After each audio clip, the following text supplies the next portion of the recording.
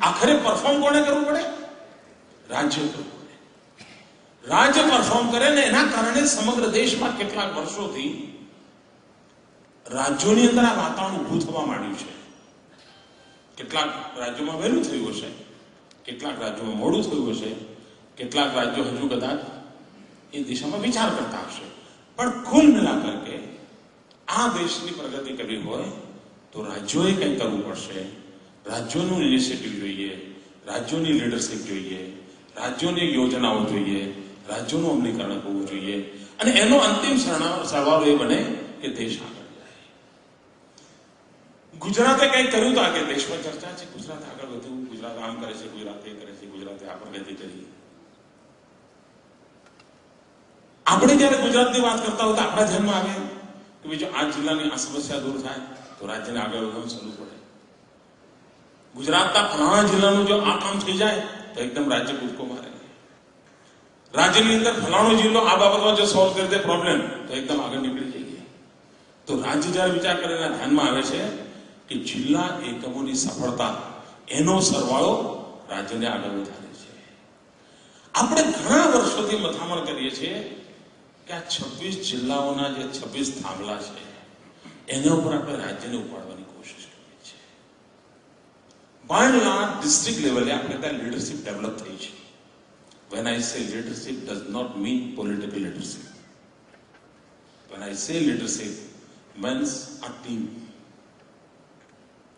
District લેવલની team, એની દ્રષ્ટિ, એની મહેનત, એની યોજનાઓ. આના કારણે બાય લાર્જ આજે ગાંધીનગરને એવું ટેન્શન નથી હોતું કે પેલા જિલ્લામાં શું થશે. 19-20 ફરક હોઈ શકે, એની પોતાની મૂળભૂત કેટલીક તકલીફો પણ હોઈ શકે. ડિસ્ટ્રિક્ટની ખૂબ શક્તિશાળી યોગ્ય નેતૃત્વ ત્યાં પૂરું પાડ્યું હોય તેમ છતાંય કે જિલ્લાની પોતાની અંતર્ભૂત કેટલીક કમીઓ હોય અને એના કારણે કદાચ 19-20 ફરક દેખાતો હોય.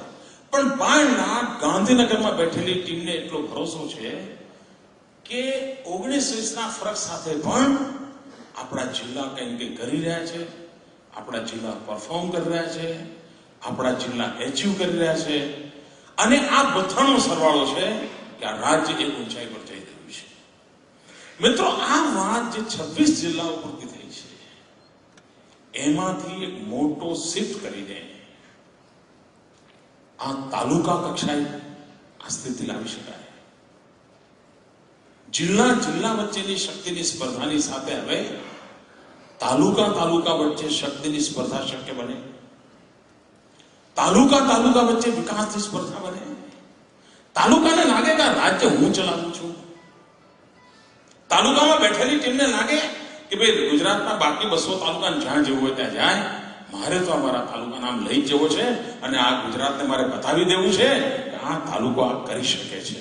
મારે આ વાતાવરણ પેદા કરવું છે.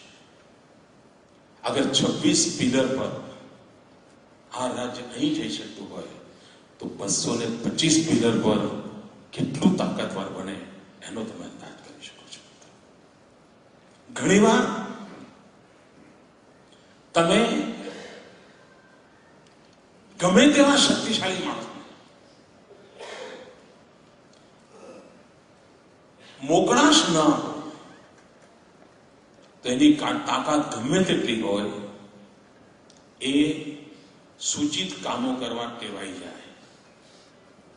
અને જ્યારે માણસ સૂચિત કામો જ કરવા ટેવાઈ જાય ત્યારે એની ક્રિએટિવિટી નષ્ટ પામતી હોય છે, એનો ઇનિશિયેટિવ નષ્ટ પામતો હોય છે.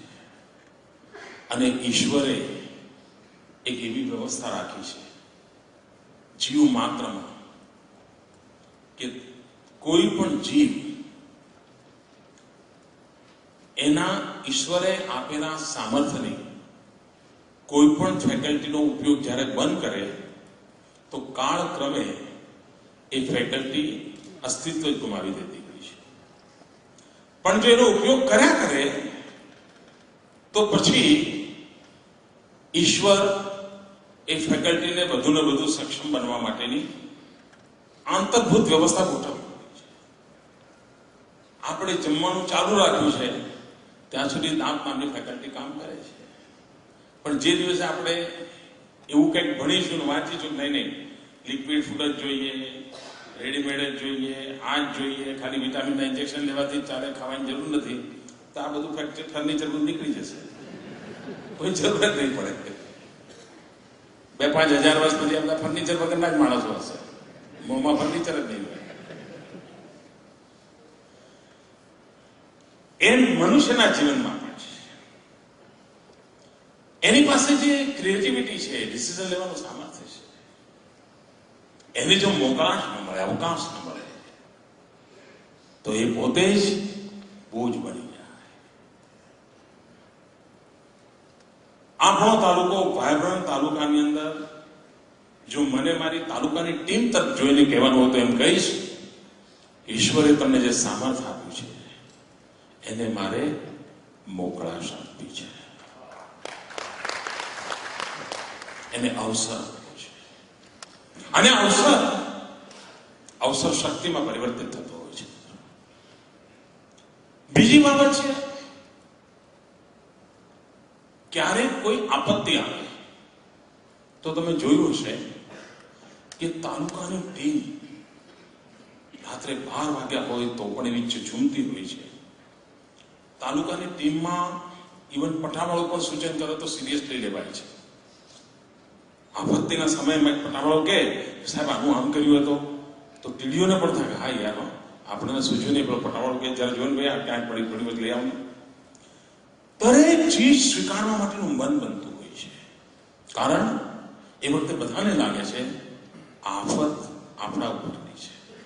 પછી કોઈને એમ નથી લાગતું કે ભાઈ આ તો પાણી પુરવઠા વિભાગની છે, એ લોકો જોઈ લેશે, નથી લાગતું. બધાને લાગે છે એને આપણા તાલુકામાં જલ્દી કરો ભાઈ, આમાંથી જલ્દી બહાર નીકળો. કોઈ રોગચાળો આવે તો કોઈને એમ નથી લાગતું કે ભાઈ હેલ્થવાળા પૂછશે, ના ગમે તેમ કરો ભાઈ, આપણે તાકાત લગાવો, એક્સ્ટ્રા માણસો આપો, વ્યવસ્થા કરો, ગાંધીનગર દોડાવો, રસ્તો કાઢો, બહાર નીકળો. આ આપત્તિ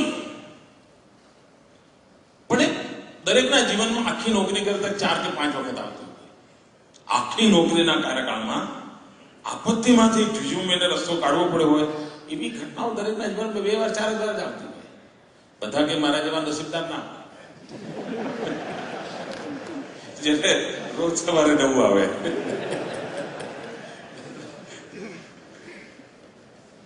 પણ મિત્રો એના કારણે પણ તમે જોયું છે કે એ સ્પિરિટ કેવું હોય છે, એ સામર્થ્ય કેવું હોય છે. આને સહજ વ્યવસ્થામાં ઢાળી શકાય અને એમાંથી એક વાતાવરણ બનાવવું છે કે તાલુકાની ટીમ હોય અને મિત્રો તમે મનમાં માની ચાલો કે તમે તમારા તાલુકાના મુખ્યમંત્રી છો. આ રાજ્યમાં સભા બસો મુખ્યમંત્રી હોય તો ફેર શું પડે ભાઈ, એક જ હોવું જોઈએ. તમે તાલુકાના મુખ્યમંત્રી છો, આ તમારી ટીમ છે અને તમને કેમ ન થાય કે મારું ગુજરાત જ્યાં જેવું હોય ત્યાં જાય, મારો તાલુકો હિન્દુસ્તાનમાં સર્વશ્રેષ્ઠ તાલુકો મારે બનાવવો છે. અને મિત્રો જેમ લોકો આજે ગુજરાત જોવા આવે છે, હું 2-4 વર્ષમાં એવું ચિત્ર જોવા માંગુ છું કે લોકો તાલુકો જોવા આવે, આવો તાલુકો. તમારામાંથી ઘણાના ધ્યાનમાં હશે કે આ દેશમાં એક એવો તબક્કો ગયો લગભગ 3 દશકા કે જેમાં કોઈ એક જિલ્લામાં કોઈ એક કમિશનરે, કોઈ એક ડીએમએ એકાદ ઇનિશિયેટિવ લીધો હોય, થોડી એકેડેમિક કામ કરવાની આદત પણ હોય, એને થોડા એકેડેમિક ફોર્મમાં પોતાના આઈડિયાને એને રજૂ કર્યો હોય અને ધીરે ધીરે એ સ્કીમ યા ઇનિશિયેટિવ યા ઇનોવેટિવ આઈડિયા એ ઓફિસરના નામ સાથે જોડાઈ જાય છે અને આખા દેશમાં એ ઓફિસરના નામ સાથે મોડેલ તરીકે જોવામાં આવે છે. આજે પણ આ દેશમાં એવા અનેક મોડેલ કામ કરે છે જે કોઈ એક આઈએસ ઓફિસર કે તેના સરકારી અધિકારીના નામ સાથે જોડાઈ ગયેલા છે. એને એક વિચાર આવ્યો, સોલ્યુશન શોધ્યું અને સોલ્યુશન કારગર નીવડ્યું. અને બીજા જિલ્લાઓ પણ વિચાર કરે, બીજા રાજ્યો વિચાર કરે તો ભાઈ પુનાની ફલાણા માણસની યોજનાને જોવાનું જરા કેવી રીતે તપાસ કરો, મેં રેવન્યુમાં શું મોડેલ લાવ્યા હતા, લોકો જોતા હોય છે. મિત્રો મને તાલુકામાં સ્થિતિ લાગી છે. તાલુકામાં એટલા શક્તિશાળી લોકો બેઠા છે અને એમની પાસે એટલું બધું વ્યવહારનું જ્ઞાન છે, રોજબરોજની સમસ્યાઓ સાથે અથડાતા હોય છે, અને એના કારણે એમને રસ્તો સૂચતો હોય છે. મિત્રો, ઘણીવાર સરકારનું રૂપ એવું બની જાય છે, કાં તો નિર્ધારિત કરેલા કામોને પાર કરવા માટેની મથામણ, રિપોર્ટ કાર્ડ બરાબર બનાવવાનું,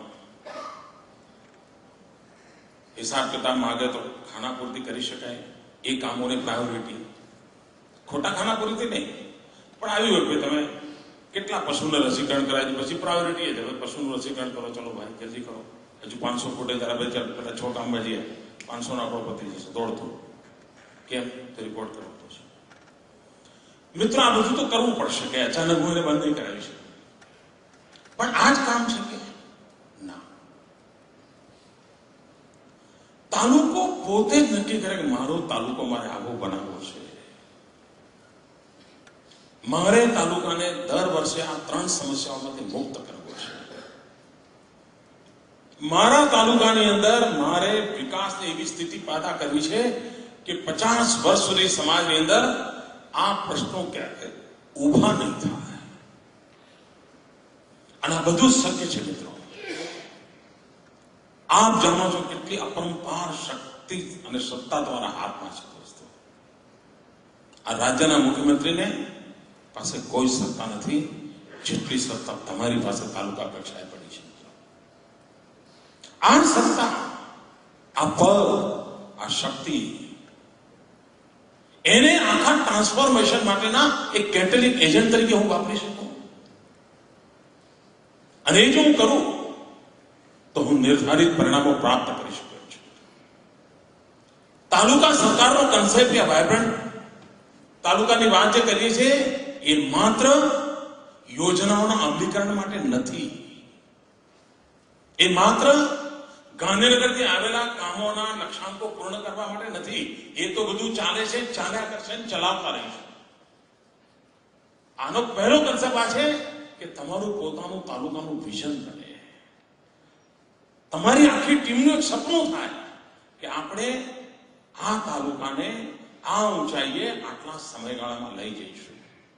એના માટે આ માનવ શક્તિ લગાવીશું, આ યોજનાઓને એમાં સામેલ કરીશું, આ યોજનાઓને આટલી થોડી મોડિફાઈ કરીને આ રીતે મૂકીશું અને આટલા પરિણામ લાવીશું. મિત્રો, આ બધું જ શક્ય છે. અને ગુજરાતનો એક સારો દિવસ એ છે મિત્રો કે આજે વિકાસ કોને કહેવાય એની વ્યાખ્યા નથી કરવી પડતી. નહીં તો પહેલા તમે વિકાસની વાત કરો એટલે એમ પૂછતો હતો તો મારા છોકરાનું શું, એના મગજમાં વિકાસ એટલે આ, એના છોકરાનું શું એટલે વિકાસ. આજે તમે રોડ પૂરો કરવા જાઓ અને પ્રોપરલી કોમ્યુનિકેટ કર્યું હોય તો તમે જોયું હશે કે તમારા જતા પહેલા દબાણ હટાવવા માટે લોકોએ બધી સગવડ કરી દીધી હોય છે. 80% કેસમાં કોઓપરેશન હોય છે. આ રાજ્ય એવું છે કે જ્યાં અનેક જગ્યાએ ડિમોલિશન સેલિબ્રેશન બની ગયું છે. લોકો ઉમંગ ઉત્સવ તરીકે ચલો ભાઈ હટાવો, ચલીએ સાફ કરો, ચલો પોળું કરો. આનો અર્થ એ થયો એને વિકાસની સમજણ પડી છે, એને વિકાસની ભૂખ ચાલી.